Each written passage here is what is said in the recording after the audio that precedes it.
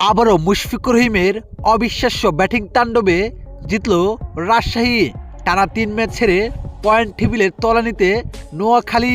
দর্শক, আজ মাঠে নেমেছিল নোয়াখালী ও রাজশাহী। শুরুতে ব্যাট করতে নেমেছিল নোয়াখালী। শুরুতে ব্যাট করতে নেমে একেবারে ব্যর্থ ছিল নোয়াখালীর ব্যাটসম্যানরা, যে অবিশ্বাস্য বল করেন রাজশাহীর বোলার রিপন মণ্ডল। 4 ওভারে 13 রান দিয়ে গুরুত্বপূর্ণ 4 উইকেট তুলে নেন। এই বোলারের বোলিং তাণ্ডবে সামনে দাঁড়াতেই পারেন নাই নোয়াখালীর ব্যাটসম্যানরা।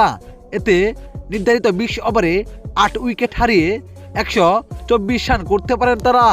এই রানে যেভাবে ব্যাট করতে নেমে অবিশ্বাস্য ব্যাটিং করেন রাজশাহীর ওপেনার তানজিদ হাসান তামিম।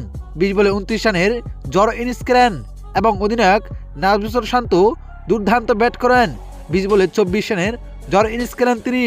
শেষ দিকে মুশফিকুর রহিম ও ইয়াসির আলী রাব্বির অবিশ্বাস্য ব্যাটিং তাণ্ডবে ম্যাচ জিতে নেয় রাজশাহী।